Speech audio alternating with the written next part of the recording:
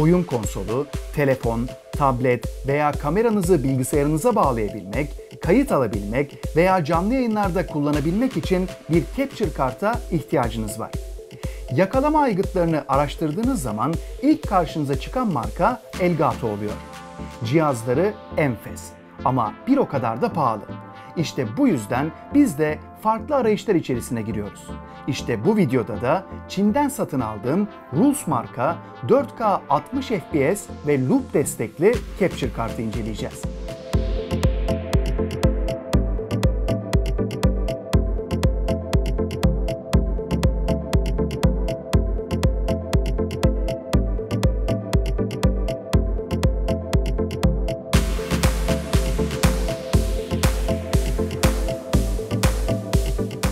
Çin malı capture kart siparişini vermeden önce ciddi anlamda tereddüt yaşadım.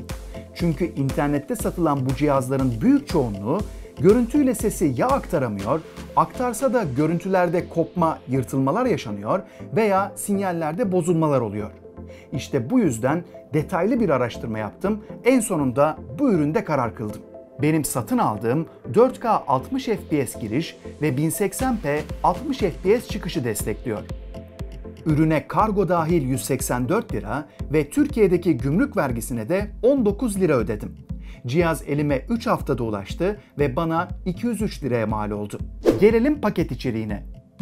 1 adet capture kart, kullanım kılavuzu, görüntüyü bilgisayara aktarabilmeniz için dandik denilebilecek kadar ince 1 adet USB 2.0 bağlantı kablosu, 1 adet mini USB güç kablosu çıkıyor. Cihazın kutusundan HDMI kablo çıkmıyor. Ürünü kullanabilmeniz için de 1 veya 2 tane HDMI kabloya ihtiyacınız var. Birazdan detaylara değineceğiz. Capture kartın boyutlarına baktığımızda 5.9 santim uzunluğunda, 5.6 santim genişliğinde ve 2.2 santim yüksekliğinde.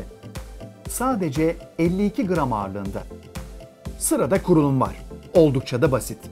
İlk önce kutudan çıkan USB kabloları capture karta, diğer uçlarını da USB portları üzerinden bilgisayara takıyoruz.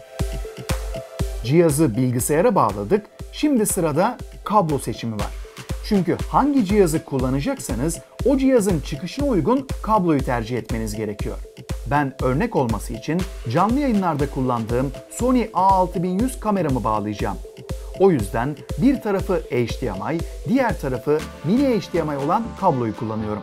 HDMI kablonun bir ucunu capture karta, diğer ucunu da kamerama bağlıyorum. Canlı yayınlar için kullandığım Streamlabs OBS üzerinden kaynaklara geliyorum, video yakalama cihazını seçiyorum. Ve aygıt kısmında USB video olarak capture kartım ve kameram gözüküyor. Görüntü de geliyor.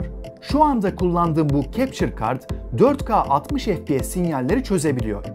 Ve bu sinyalleri dönüştürüp maksimum 1920'ye 1080 çözünürlükte 60 FPS görüntü sunuyor.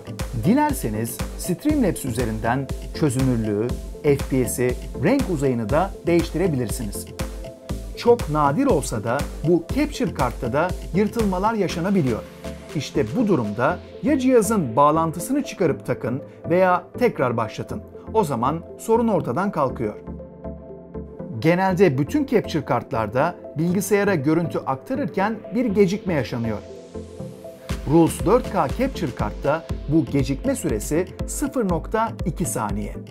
Toplantılarda veya görüntülü konuşmalarda bu aradaki fark pek göze çarpmıyor. Ama internet üzerinden canlı yayın yapıyorsanız o zaman her detay önemli. Yayınlarınızda ses ve görüntünüzün tam eşleşmesi için gelişmiş ses ayarlarından mikrofonunuza 200 milisaniye gecikme eklediğinizde bu problemi de ortadan kaldırabiliyorsunuz.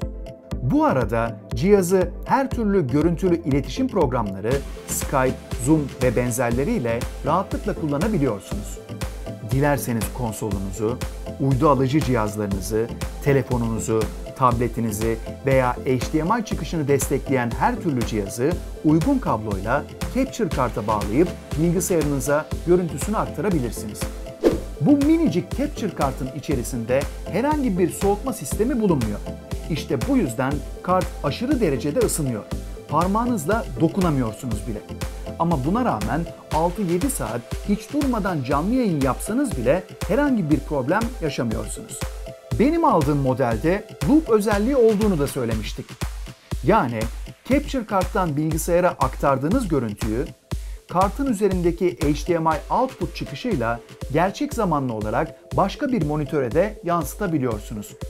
Sonuç olarak internette uygun fiyata satılan Capture kartların büyük çoğunluğu açıklamalarındaki özellikleri kullanıcılara sunmuyor. Sizleri, bizleri kandırıyorlar. Araştırmalarım sonucunda benim şansım yaver gitti. Rules 4K 60 FPS loop özellikli bu Capture Card ne vaat ediyorsa gerçekleştirdi. Umarım videoyu beğenmişsinizdir. Beğendiyseniz beğenme butonuna tıklamayı ve kanalımıza abone olmayı da unutmayın. Bir sonraki videoda görüşmek üzere.